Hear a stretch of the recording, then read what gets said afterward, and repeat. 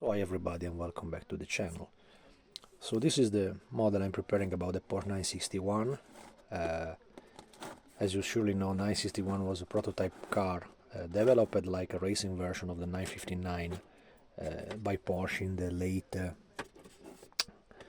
80s. Was a car that started to be around in 1986 and in 1987, and it ended badly in the 24 hours of Le Mans of 1987 where she took a crash and she got destroyed after a big fire that devastated the rear end completely of the car. The car today has been completely refurbished by Porsche Museum, and I had a very kindly guy, Michael, from Germany, from Hamburg, that found this exactly this car in this exactly specific version in a local exhibition in Dortmund. So it was extremely kindly to turn to me all the detailed modeling pictures. Michael is a very skilled modeler from Germany, and he always spot the details that any modeler would like to have on the models. So it's just not the car from far away with the wife in front of it smiling. It's always something modeling, of course. And the main difference that you will find from this model to the box that Tamiya made of the 961 in the 80s, uh, it was Tamiya that originally made both the box of the 959 Porsche prototype B group, that was quite a decent model, from the past, featuring also quite detailed interior, quite detailed mechanical parts. It was a simple curbside model, but extremely well detailed. It was not the same story for the 961 version that they did in the following years. They made in 1987 the 961. That should be the first version of this car in the much slimmer body. They had those modifications for the 87 season to race at Daytona, to race at Le Mans. It was a kind of championship name at the time, IMSA GTX.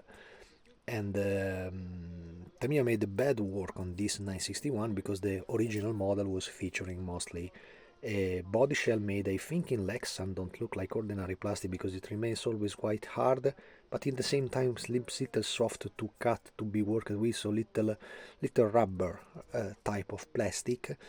And probably the most tricky issues that they had on that body, it is that all the transparent parts are already fitted over the model and glued in a kind of a heating system with glue around the frame. This probably to give the stability to all the entire body. And the box himself was featuring a kind of logo over the top of the box that was a snap lock. Snap lock was definition coming from the past, like when Monogram made the snap tight kit. Snap means no glue involved, so you just can assemble it and play, because at the time it was meant to be something that kids can play with.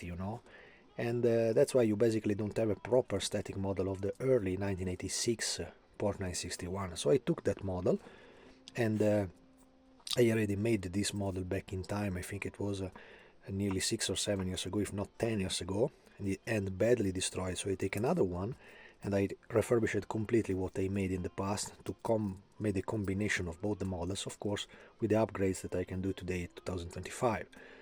First of all, I noticed that the 1987 version featured much bigger wheels. They used 17-inch tires over a stretched wheel that makes it quite different from the original 961 rim. The 961 rims was still conserved for the main sprocket of the central part of the wheel, but the main bolt and of course the dimension of the wheel became much bigger. It was typical that if you check the picture, the definition and the dimension of the wheels, as you probably can see here, are exactly the same. Those are the 3D wheels coming from my Honda Acura NSX GT3 that featured also a 7-inch tire wheel. So both the wheels are in the same exactly width and dimensions. It is just the front one that is slightly smaller than the rear one, so I copied it exactly, and then I adapted the original rim from 961 in the way to became,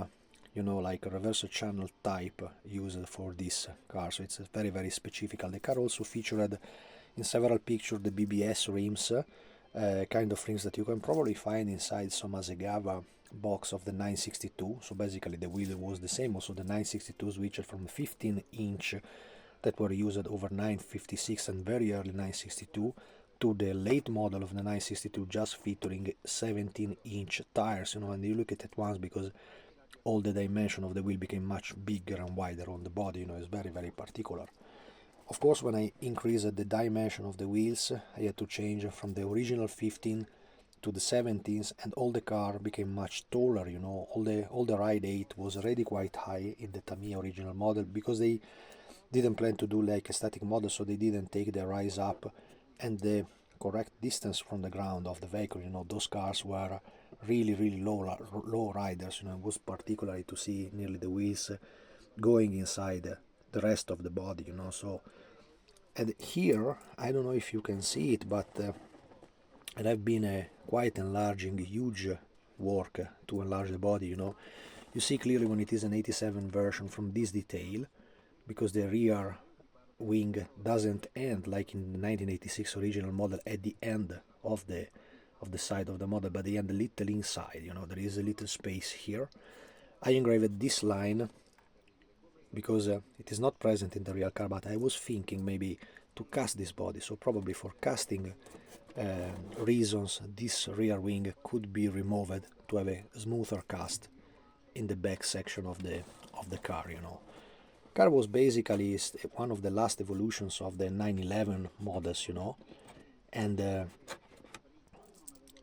you can see, all the line of the frames is basically the same one of the 911. What is really different in the 961, that is a little bit tricky, to reproduce in models, and that was probably the reason why Tamiya opted to make an already finished version with all the stuff glued in position and so on.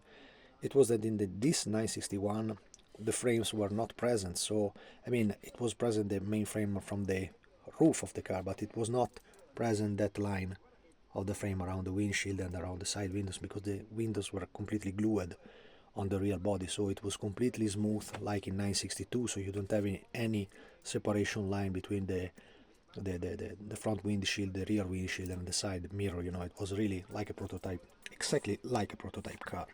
The category was completely IMSA prototype vehicles, And as I said, the real car ended badly, and she had been refurbished, but it was after a crash. There is the video on YouTube if you see that the pilot crashed, and then it's the marshal that told to the pilot to stop by because he didn't notice that the car started to, he hit the front end and here.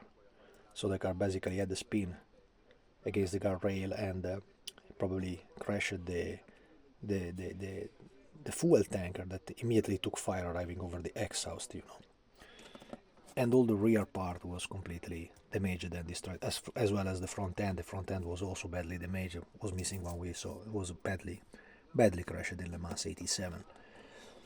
I think it can be an interesting idea to propose then a conversion about, I still have to check if 961 or 959, because both the models are rare now, remaining the 961. Don't ask me why ridiculously more expensive than the 959, probably because it's just a rare item, But I was basically thinking to cast all this body, because it's quite thick also in plastic, so it should not be so impossible to do for my caster. And I increased all the areas that were tricky and complicated in the original Tamiya model, For example, the air intake in the side, they were completely open and wide, you see that external shape. In the real car, this was the car featuring the blue LeMans livery in 1987, quite famous. And as well as I suggest you not to search for the only source that seems around for this vehicle, that was the museum collection, because it was the decal that I made years ago using museum collection for this model, before I had my fatal crash with my model. And it was badly made because the design of the LeMans livery stripes were made over the slimmer body, so they absolutely didn't fit the wide body of this one. There only have been a company, Shunko from Japan, making the correct decal for it. I don't know neither if to suggest you to search for the slot body decals, because very often also they are totally off scale and they resemble something that they can have in the slot racing world, so I don't know really if because this body, I don't think it ever have been made properly in 1/24 scale. I'm referring to the 1987 version, not 86. The car looks similar from far away, but they are completely different, Also that footstep under the door here, if you look at the 86 car, is completely different. It's much smaller. This front end is different, so it's really another car. This looks like more like a Group 5 version, you know. Also this last tire intake is different. I wanted to leave those lines in purpose because I think, and I remember at the time, that it was a little bit tricky to keep the stripes, the lines on the air intake here, on the radiators, on the rear radiators of the 959 in the proper shape and in the proper dimension. So it was a little bit tricky. That's why I would like to leave these teeth here to give you the proportion and the position on where the plastic evergreen should be placed, you know. So this is not a mold mistake. This is made in purpose by myself to have it. Then of course you can clean it away, make simply a mark, and go for it. But of course in the casting model, being this a point where the casters take it up, I cannot place the line and the blades of the air intake because they will be broken at once, you know. So it's no way to make this detail as I would like to do until now, you know. And that's it. I still have to finish. This is the shadows of the primer over the body. You see how large it became in this area. You see, that is the line of the primer over the body. Still have to finish to make a proper detail of the corniche of the front light, you know. And probably they will be taken completely away like they are now and leave to the model, but I have to reshape it a little better here because you see they are not completely specular, so I still have to work a little on it. But that's it. I think this will be my next body, you know, going into production. Car is very nice because it's extremely wide. You see, I keep it here around me, an RWB 964. This was the Claw Apple car that I'm going to finish soon. But to have an idea, the original 961 was much wider than any RWB. To give you an idea on how wide was this object in 87, you know, was prototype category, absolutely prototype category. Look like if it is in a bigger scale than the ordinary 911, you see. This picture is really important for me to understand the dimension of the vehicle, despite, for example, RWB, I think they also use a 17 or 18 inch, so the wheels are even bigger in the RWB instead of the 17 used by the original Porsche 961. So that's it, guys. Tell me in the comment what do you think about this idea. If it can be another Porsche that GT40 Model Work can produce, I should call myself Porsche Model Work because I made so many Porsches. I like the vehicle, you know, as you understand probably. I like a lot this modification and this particular and strange version of uncommon Porsches. Let me know what do you think. Thanks for watching and see you in the next one. Bye.